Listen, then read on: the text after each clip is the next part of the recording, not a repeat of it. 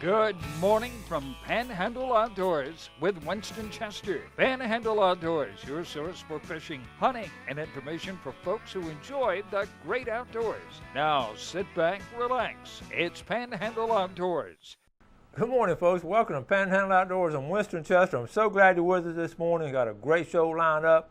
And as always, our weather brought to us first by Haney Technical Center at the corner of Baldwin Road and Highway 77. High today is only going to be 88 and low is 74, so that's just a little, like teensy-weensy bit of coolness, but nothing to get excited about. Again, we talk about almost every day about how hot it's been in outdoors. Now, keep in mind that, it should be cooling off. We got the last day of fall, or the last day of summer and the first day of fall about a week away, so that'll help us out just psychologically anyway.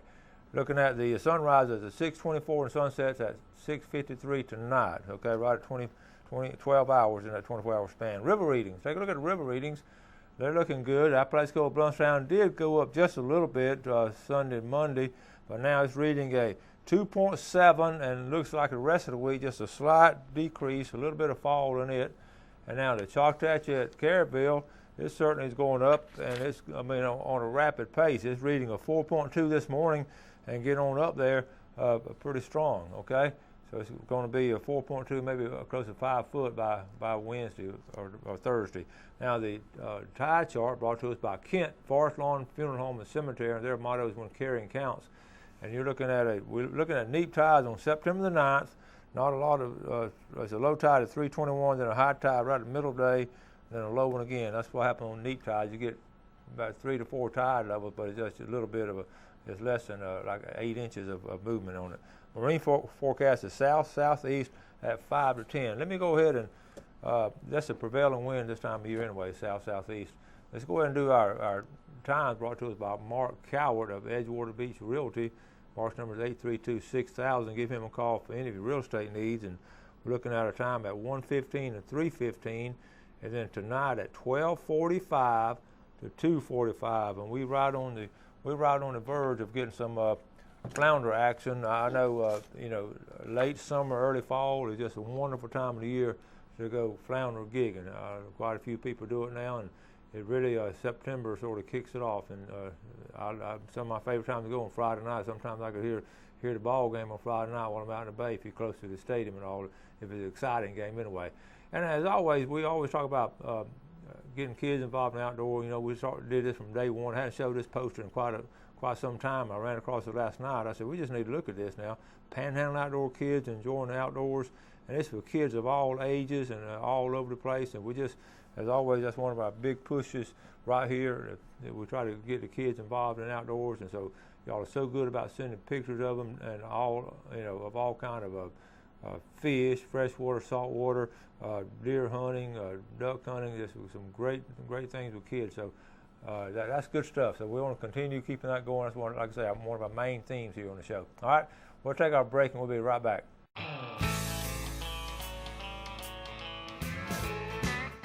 All right, welcome back. We're going to discuss something. Took some notes on it because I started thinking about it last night. One of viewers asked me the other day about what's going on in Tate's Hell with the military going there, and I mentioned it one time before. It's sort of under the radar screen, if you excuse the pun, of what's going on down there. I started researching it, and I found out really some disturbing things. And let me just preface this talk right here that I'm definitely not. I'm very pro-military. Our family, we have family members been in the military and generations of them, and I'm very pro-military. But here's a situation with the government sort of. I think sort of going out of bounds. You understand where Tate's Hell is north of Caryville. Between Caryville and Hosford, most of Franklin and northern Franklin and all of Liberty County almost is part of Apalachicola National Forest and Tate's Hell. Now, the military wants to, they've been developing this plan for 5 years about doing some actions over there. They're coming out of Eglin. It's the Eglin folks over there. And now keep in mind, they've trained in Eglin since World War II, and we've done pretty well with military training at Eglin at that period of time. But here's what they want to do. They want to go into Tate's Hell now. They found some new general, I guess, came in and looked on the map and say, hey, let's go over there. And here's what's going on. Here's what they want to do now. And they fast-tracked this thing through all the committees and all that. And really, it's been, I was shocked to find out some of this stuff. They got 5, 6 things. I'm going to read them to you real quick. They want to create, in Tate's Hell, they want to create 3 fixed-wing aircraft landing strips. Okay? Number 2, they want to take the helicopters and fly them at treetop heights and make the landing zone from them. They want to be able to fly that 24 hours a day. So if you're camping out or anything and a helicopter flies over you at treetop level and blows all your stuff away, they want to do exercises 232 days a year. Can you imagine that, being in Tate's Hell 232 days a year? Number 4, they want 8 times a year, they want to do a mission where they put the soldiers in there and let them live off the land for 1 week. Can you imagine putting all those soldiers in there and tell them to live off the land? Can you imagine the destruction and the trees and all, they're pulling up young trees and everything breaking and all? That's just, this is my views, and I'm strongly against this. And the next thing they want to do, they want to do wetlands crossing. They want to practice crossing wetlands, and they're going to have 2.5-ton pickup trucks. Well, it ain't pickup trucks, 2.5-ton military trucks. Okay. Now you say to yourself, well, that's way down there in Franklin County. We don't care about that. Well, let me throw this at you. They're going to have emitter towers. You know what emitters are? They're radioactive. They're going to stretch across the Panhandle. I looked up where a couple of them are going to be. Are you ready for this? They're going to have 2 in White City. Now, if you get, they say if you get within 200 feet of these towers, they'll just cook you. It's as simple as that, because it's so strong. And this comes from reliable sources. And okay, they're going to put 2 in, get this place, Youngstown. Okay, just to help on this mission here. And I got to think about this. I can't help but think of John Wesley. John Wesley has a wonderful quote. He 1700s, born 1703, and I think lived to 1792. He was really the founder of the Methodist Church. But what a great thinker he was, and a great moral man. And he's one of my men I love to read about. And one of his favorite quotes is, and I'm going to read it to you: "What one generation tolerates, another generation embraces." And of course, he was talking about the social and moral fabric of our society, and also the religious factors. And I got to thinking. I've always thought about, you look at what he's saying. You're talking about profanity in movies. I'm just going to relate to his saying, to his quote. The first profanity ever used in movies was 1938, when Clark Gable, and Going in the Wind, told Vivian Leigh, "Frankly, my dear, I don't give a damn." And I just shocked everybody in the country.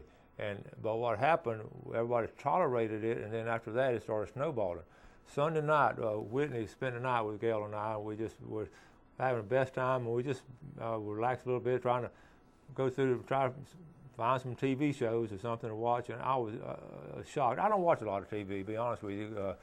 I enjoy the good quality stuff, but I don't like the rest of it. And we're just flipping through the channels, and almost every channel, you'd hit something that had profanity in the show. It was amazing.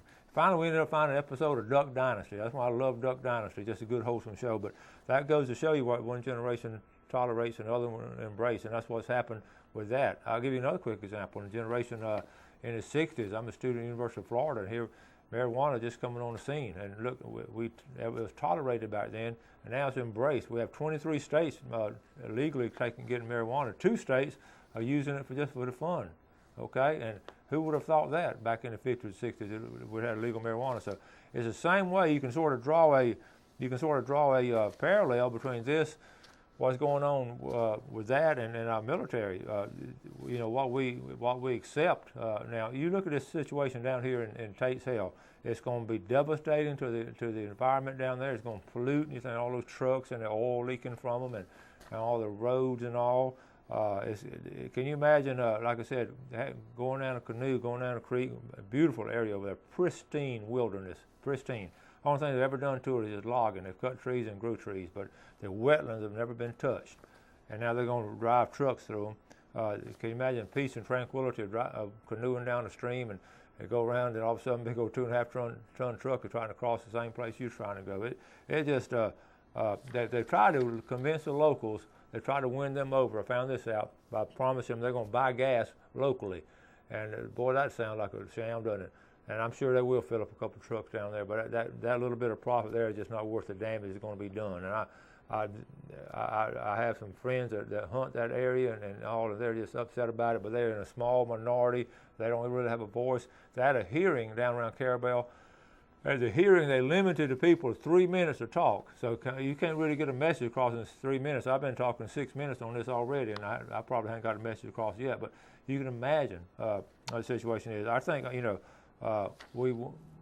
looking at the situation in years past, our military trained well in Eglin, and I don't know why I'm against them going to Tate's Hell to do the training. There's no reason in it. But, the wars we're fighting now, like Afghanistan, those places, they're mountains. They're not wetlands areas. It just doesn't make sense. And if we don't, going back to what John Wesley said, what do we tolerate? And we tolerate, it could be a small government like the city government down in St. Joe charging us a boat ramp fee, and we tolerate that, and then next they just do whatever they want to do. Or it could be our federal government doing something like this, just running roughshod over us outdoorsmen. And folks, I'm not a politician, don't plan on running in office, but we've got to get strong people speaking up for us, middle class America and people who love the outdoors and love America. Okay, I'm off the soapbox. Let's go and take a break. We'll be right back.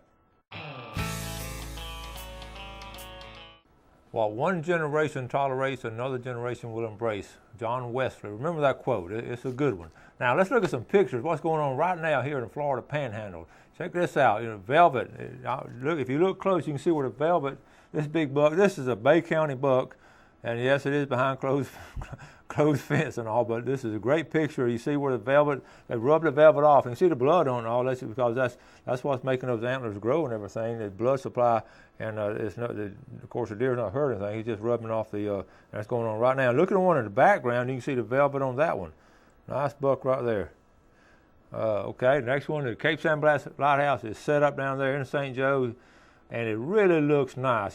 You can see it driving into town from this direction in Panama City, or if you're on the other direction coming into town from Apalachicola, the first thing you see is that lighthouse. It looks really good, and they're about to open it now for tours and all. And really good, that's a good decision making down there was really good on bringing that lighthouse from the Cape, because it's going to be washed away into St. Joe. Good job there. Okay. So if you recognize this young man, John Rush, what he's doing is holding out his GoPro camera into the shelf and taking pictures. They're fly fishing now. I don't know what creek he is, but he's really into fly fishing. All John, and look at that Panhandle Outdoors cap. He still has it. I need to go see him pretty soon. We're going to go to the mountains. I might run him a new cap by. Okay. I like this saying right here. No Wi-Fi. Talk to each other. Call your mom. Pretend it's 1993. Live. And that is so true. You go into a place and people all over. And I find myself guilty of it sometimes. I just automatically pick it up and read something. All right? All right, now we're going to get into isn't that a nice looking flounder?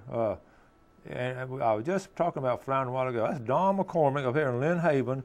Don is a good outdoorsman, loves to kayak fish, and McCormick family has been up there a long time, and I've had the kids and grandkids and all, and good job, Don McCormick. This is a familiar face. Talking about a Pokio kid, Evan Zachary.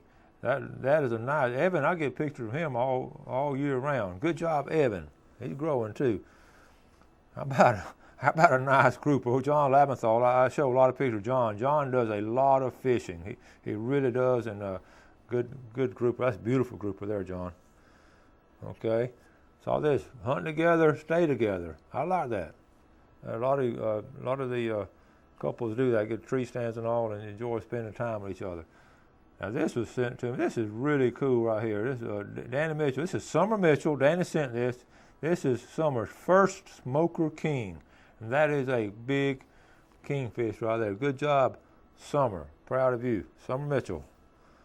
And this is that saying. I have to wrote it down for y'all. I want y'all to learn it because this is what we're doing. We're tolerating a lot of stuff. John Wesley. Okay, now, how about some good red fishing? Pete Turner, Jeremy Mullis fishing at the bridge there. And good job there. Let's see. Okay, that's enough for today. But you see, there was grouper, king mackerel, flounder, and redfish this past weekend. So that's a wonderful opportunity to get out and enjoy some of those things. All right, a couple of announcements here now. I wanted to, the Emerald Coast Redfish Club, they're having their tournament here September 13th. It won't be here. It's going to be in Navarre. The October 6th tournament October 4th tournament will be in Panama City. So then the last one will be November 1st, will be the championship. That's the Emerald Coast Redfish Club. I had several of my viewers that were upset about losing us on DirecTV. Well, welcome back. We got you back now. And if you remember, they sort of go through this every year, DirecTV and some of the huge media outlets throughout the country. And we are owned by Raycom Media. And I understand they own about 26 or 27 stations. So it's not done here at Fox 28. It's up on the upper level, and the negotiations up there. And as you know, it's all about the money, and they're negotiating. They'll do a little boycott this or whatever. They took us off the air for a couple of days anyway. But if you miss the show, you might want to see. You can always catch up on it on YouTube, and just go to date. And we have a steady amount of people watch the show on YouTube. So anyway, welcome back, you DirecTV folks. We're glad to have you. And we're glad you're still watching the show. Because thank you for emailing me and letting me know that you're not getting it. Okay, we'll take our final break, and we'll be right back. Welcome back. They got me over here in the corner now. I've been wanting to do this a while to go over what's on this shelf. A lot of people ask me what all back there because you can't really see the whole thing. And I'm a collector. I've been a collector for a long time. I enjoy collecting old stuff. And this is just a portion of, I brought all this stuff from the house, and I just want to sort of close out this corner here, because on that side over there, of course, is our TV screen, and the stuff here. And I just brought stuff I thought would be appropriate for a Panhandle Outdoor show. Some of it's old, some of it's fairly recent. I just hung it up here, okay, so we're looking at, right now, the first thing, of course, this is a bridge gap right here. We just dropped that over a bridge and all, but right here, these floats, these are numbered. I don't know if you can see them, but different people use them to float like this. See the number right there, and of course right here is where you tie it down like that, and of course it floats like this, and then white top right here, and this marks your traps and all, and something that if you want to identify something out in the bay. Now we don't have a lot of them here locally, but this is a really big deal up there in different parts. And this is one of my favorites. I got several of these. These are old minnow buckets, and these old minnow buckets, and they're I always think about my granddad have something like this. And what's cool, I don't know if you can see it, but right here, it's got Milwaukee, 5, Wisconsin. This is before zip code, so this is about a 1950 model. It's a floating minnow bucket, and of course, you just pick this up out of here like that. I know you old timers remember this, and set it back down here. And I just have several of these. This is a Minnow Life, Fraybill. We're still a company in business now, Fraybill. Okay, and then of course, when you come to old fishing tackle, I just have a ton of old fishing tackle right here. It's just something I've always enjoyed collecting, and different colors and all different makes and all. That's a creek chub right there, redhead, that diving. See that lip makes it dive like that.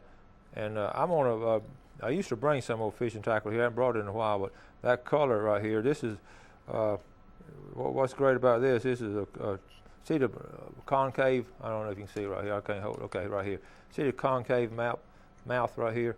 And you see, this is a creek chub.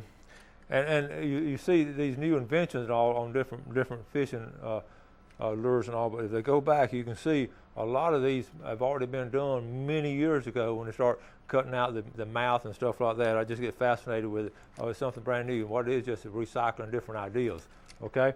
And of course, you got to have an old cricket box, and I don't have the Maxwell House coffee can to go in it, but this is a handmade here locally here in Panhandle.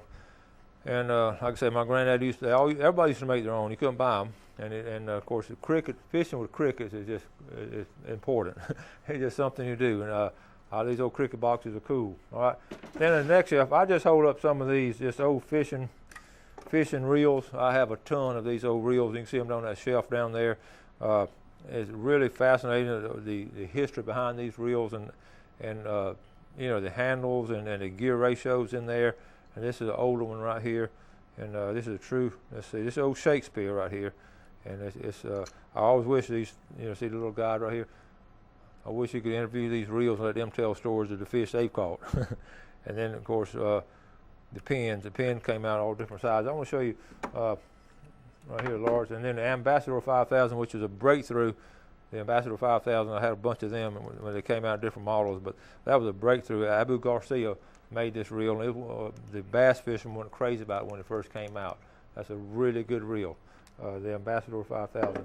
Okay, and then down here, I have a couple. I've showed you this before, but these are found here locally. These are hand-carved toy boats. These are found here in the attic, and this is a replica of the tarpon. And we talked about it. I've had some historians on here before. They're fascinated. We're figuring these were probably carved out probably in the 40s, because the tarpon went down, probably even in the 30s maybe. And of course, this is look at this. This looks like one of Raffield's old fishing boats.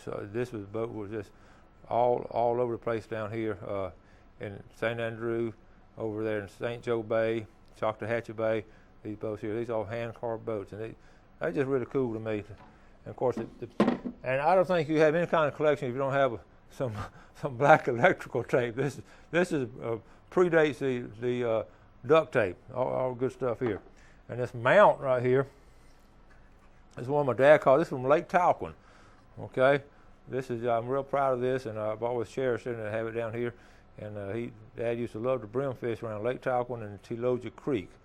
So we have all kind of mounts like that. All right. In addition, back here, I won't pull this out. I won't tear everything up. Okay. This is a net. I don't know if you can see this net right here. Okay. This is one of the early nets that were used by the local fishermen here, the lead line. And this is the original net here used in St. Andrew Bay. Okay. So that's just some of the memorabilia and all that we have here. I really get a kick out. I got a bunch of it at the house, and people, when I bring it on the show, people enjoy seeing it also. I want to share this corner spot with you and show you all the things we have. Sometimes you can't see it all on the air. So we're going to wrap things up. It's been a different kind of show. I sort of like standing up and talking, and I feel more like I'm talking to my class. I hope you've enjoyed the show today. Tomorrow now we're going to have Ronnie Groom, and then also have Stan Kirkland coming on later this week, and all kind of good things happening here on Panhandle Outdoors. As always, I want to tell you how much I appreciate your viewership and how much I appreciate you supporting our sponsors who keep us on the air, and appreciate all that. So we're going to wrap things up. You, as always, ask you to do something good for your fellow man. I don't care if you just let them out of traffic a little bit early or buying the lunch, whatever. Just do something good. You have a great day, and God bless. Thanks for joining us for Panhandle Outdoors with Winston Chester. Panhandle Outdoors features hunting, fishing, and other activities and information to help you enjoy the great outdoors. Join us next time for Panhandle Outdoors.